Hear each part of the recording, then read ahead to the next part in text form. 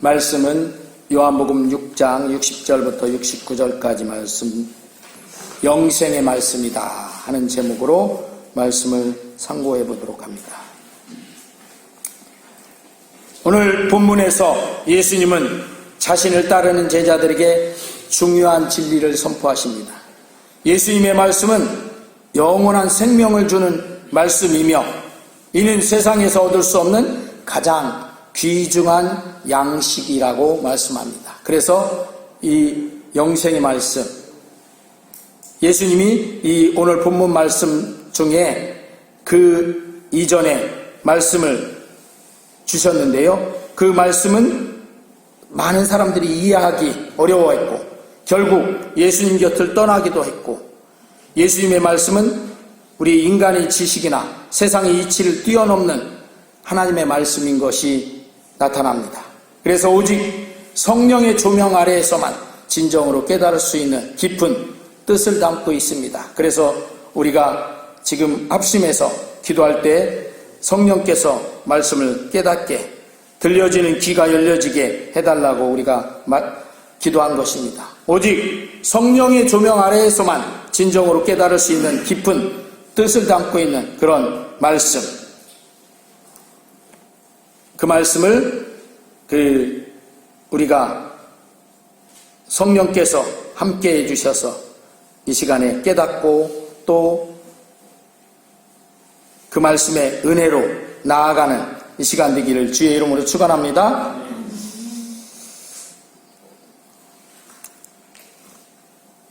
첫 번째로 인간의 한계를 뛰어넘는 말씀은 성령을 통해서만 진리를 깨닫게 된다는 것입니다. 이전에 우리 본문 이전에 보면 그 앞에 요한복음 6장 48절부터 51절에 우리 한번 보겠습니다. 48절부터 51절까지 시작. 내가 곧 생명의 떡이니라. 너희 조상들은 광야에서 만나를 먹었어도 죽었거니와 이는 하늘에서 내려오는 떡이니 사람으로 하여금 먹고 죽지 아니하게 하는 것이니라. 나는 하늘에서 내려온 살아있는 떡이니 사람이 이 떡을 먹으면 영생하리라. 내가 줄 떡은 곧 세상이 생명을 위한 내 살이니라 하시니라. 아멘.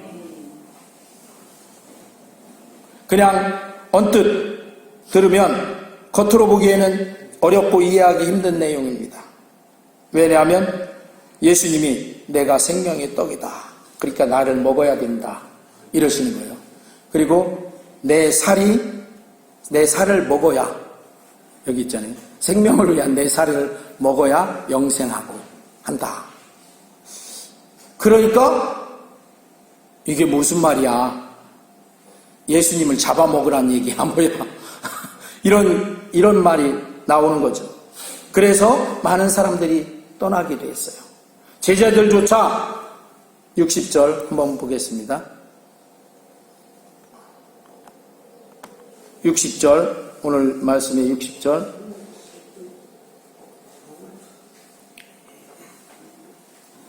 같이 보겠습니다. 시작. 제자들이 말하되 이 말씀은 어렵도다. 누가 들을 수 있느냐. 이렇게 고백하고 있어요.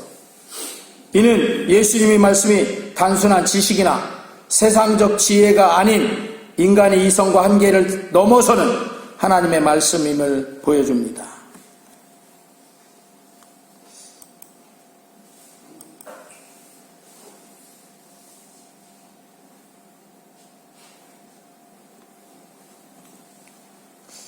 할 수 없이 저기 해야 되겠네.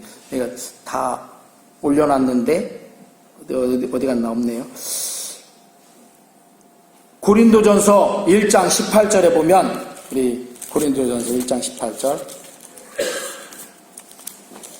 오늘은 이 기계가 어떻게 된 건지 모르지만 어쨌든 그런 기회로 틈타서 우리가 성경을 직접 찾는 영광이 임했습니다. 1장 18절 시작. 십자가의 도가 멸망하는 자들에게는 미련한 것이요 구원을 받는 우리에게는 하나님의 능력이라. 십자가의 도도 마찬가지로 구원을 받는 우리에게는 하나님의 능력이요, 그죠? 그리고 멸망하는 자들에게는 왜 저렇게 미련하게 십자가 지고 죽어? 이렇게 하는 그것이 된다는 것이죠. 이렇게 인간의 이성과 한계를 넘어서는 그런 말씀은 그냥 깨달아지는 게 아니라 우리 세상의 지식으로 되는 것이 아니라 성령께서 그 말씀을 진리를 깨닫게 해야 된다 하는 것입니다. 그래서 우리가 지식으로 주님을 신뢰하고 믿음으로, 지식으로가 아니라 주님을 우리 마음으로 믿어서 그 믿음으로 주님의 말씀을 받아들여야 하는 것입니다. 아까 우리가 읽었었던 나는 하늘에서 내려온 살아있는 떡이다, 생명의 떡이다, 내 살을 먹어야 된다, 이 말씀은 우리가 요한복음 1장 1절에 보면 뭐라고 되어 있어요?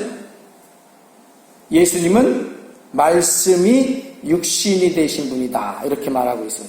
그러니까 예수님께서 말씀이 육신이 돼서 이 땅에 내려오신 분이다 하는 거예요.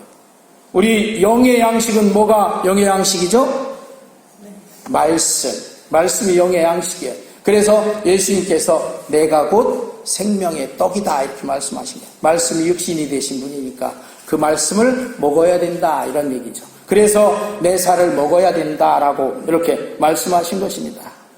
그래서 오늘 이것을, 그러니까 우리 육신적인 이 세상적인 생각으로 그 예수님을 잡아서 먹어야 되느냐 이렇게 생각하지 마시고, 영의 양식인 말씀이 육신이 돼서 이 땅에 오신 분이 예수님인데, 그 예수님이 나를 먹어야, 영의 양식이 채워져야 너희가 산다. 예수님께서 그 40일 동안 금식하고 나서 마귀에 이끌려서 시험을 받으실 때 마귀가 뭘 갖고 시험했어요? 첫 번째 시험이 바로 돌들을 떡덩이 되게 해서 먹어라. 너 배고프지 않냐? 40일 주야로 금식했으니까. 그런데 예수님 뭐라고 대답하셨어요? 마귀야, 너희가 떡으로만 살 것이 아니요 하나님의 말씀으로 살 것이니라, 이렇게 대답하면서 물리치셨어요. 그러니까 우리 영은 말씀으로 사는 거예요. 그래서 예수님이 생명의 떡이라고 자신을, 말씀이 육신이 되었기 때문에 자신은 그렇게 말씀하시면서 나를 먹어야 된다라고 말했던 것이죠. 예수님께서는, 그리고 63절에 왜 다 날라갔죠? 63절, 오늘 63절 말씀을 보겠습니다. 63절에 살리는 것은, 시작, 살리는 것은 영이니 육은 무익하니라. 내가 너희에게 이른 말은 영이요 생명이라. 예수님이 그 육적으로 이른 것이 아니라 오늘 그래서 여러분들 영적으로 이르신 말씀이라고 생각하고 잘 성령께서 귀 기울이게 하시는 그런 가운데 나아가시길 바랍니다. 예수님께서는 살리는 것은 영이니 육은 무익하다라고까지 말씀하시면서 이는 오직 성령의 능력으로만 예수님의 말씀이 우리 마음에 생명으로 다가올 수 있다 하고 말씀하시는 거예요. 그러면서 예수님께서 우리 그 영이 살아야 되니까 생명의 떡 대신 말씀이 육신이 되신 예수님을 먹고 그 예수님으로 인해서 생명을 얻을 수 있다라고 하는 것입니다. 고린도전서 2장 10절부터 12절 말씀 보겠습니다.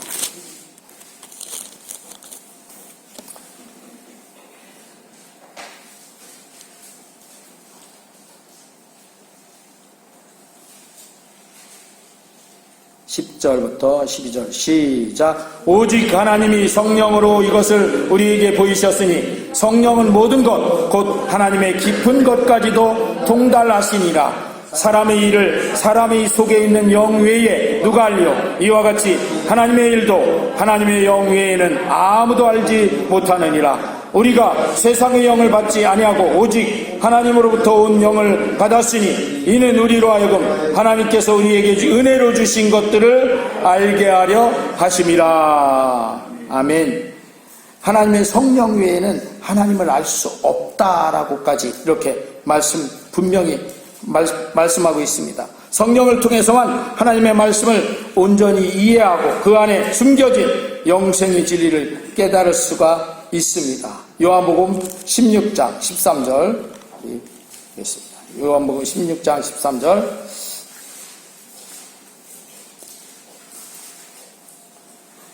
요한복음 16장 13절 시작. 그러나 진리 성령이 오시면 그가 너희를 모든 진리 가운데로 인도하시리니 그가 스스로 말하지 않고 오직 들은 것을 말하며 장래일을 너희에게 알리시리라. 아멘. 그러므로 우리는 말씀을 읽을 때나 들을 때나 성령의 도움을 구하며 하나님의 뜻을 간구해야 합니다. 왜냐하면 말씀을 읽었는데 이게 뭔 말이야? 이렇게 되니까요. 그리고 또 말씀을 들었는데 저 말은 왜 이렇게 어렵냐? 설교가 오늘따라 특히 어렵네. 이렇게 말할 수 있는 거예요. 그런데 성령께서 우리를 깨닫게 하시고 그 말씀을 듣게 하시고 하면 우리는 더 깊은 진리 가운데로 더 하나님께서 주시는 심오한 그런 은혜 가운데로 나아갈 수가 있다 하는 것입니다. 그래서 우리가 성령의 도우심을 늘 구하며 간구해야 된다 하는 것입니다. 두 번째로 영생의 말씀을 붙드는 믿음의 결단으로 말씀을 따르는 자가 되어야 합니다.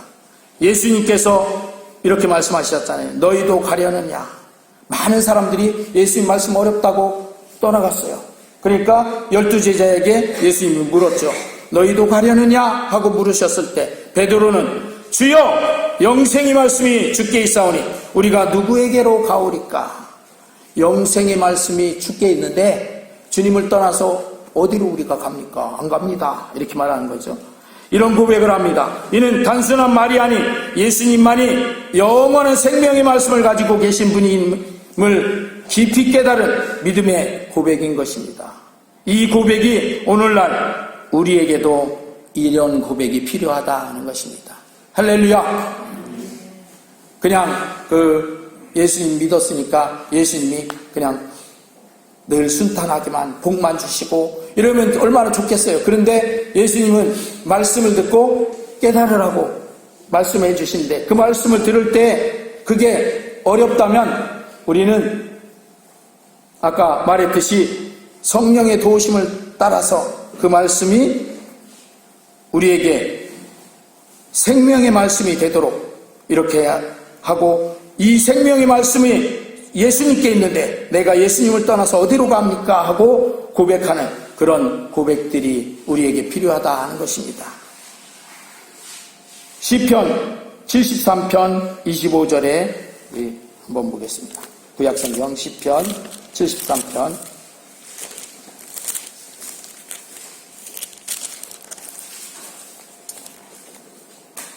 25절 시작. 하늘에서는 주 외에 누가 내게 있으리요 땅에서는 주밖에 내가 사모할 리 없나이다.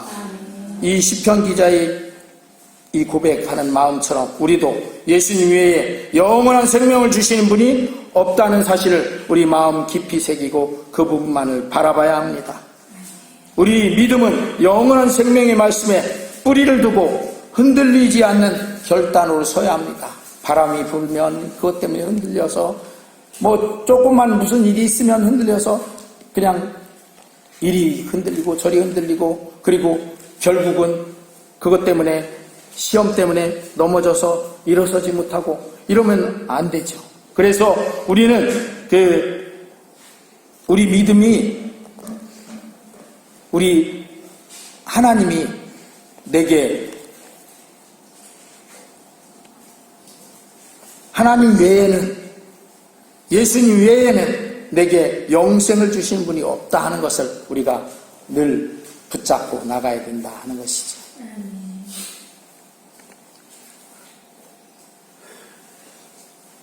또 우리 믿음은 이런 영원한 생명의 말씀에 뿌리를 두어서 뿌리를 깊게 박아서 흔들리지 않는 그런 결단으로 서야 된다 하는 것이죠. 그리고 주님의 말씀을 받아들이고 그 말씀을 붙드는 자는 하나님의 약속에 따라 영원한 생명을 얻게 되는 것을 우리가 그 사실을 놓치지 말아야 합니다.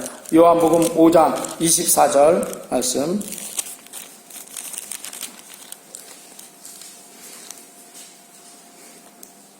같이 읽겠습니다. 시작. 내가 진실로 진실로 너에게 이르노니 내 말을 듣고 또 나 보내신 이를 믿는 자는 영생을 얻었고 심판에 이르지 아니하나니 사망에서 생명으로 옮겼느니라. 아멘. 이렇게 그 사망에서 생명으로 옮기도록 한 것은 바로 내가 예수님을 믿고 그래서 심판에 이르지 않고 사망에서 생명으로 옮겨졌다 하는 것이죠. 우리가 예수님의 말씀을 붙들 때 이미 이 땅에서부터 영원한 생명의 축복을 소유하게 되며 그 말씀을 통해 세상에 속하지 않는 삶을 살 수 있는 힘을 얻습니다. 그러나 이 축복은 이렇게 개인적인 누림에 그치는 것이 아니라 세상에 생명의 빛을 전할 사명으로 이어진다 하는 것입니다. 마태복음 28장 19절부터 20절 말씀 보겠습니다.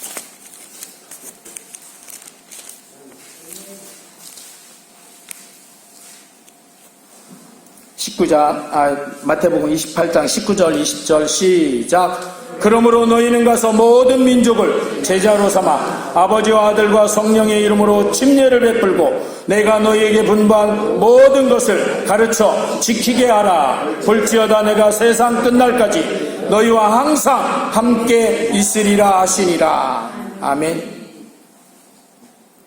이렇게 그 예수님 믿음으로 말미암아서 우리가 예수님의 제자가 됐고 이제 구원받은 사람이 됐다면 우리는 가서 모든 민족을 나와 같이 구원받는 사람들로 제자를 삼아야 되고 침례를 베풀고 또 예수님께서 분부한 말씀들을 지키게 하도록 전해야 된다 하는 것이죠.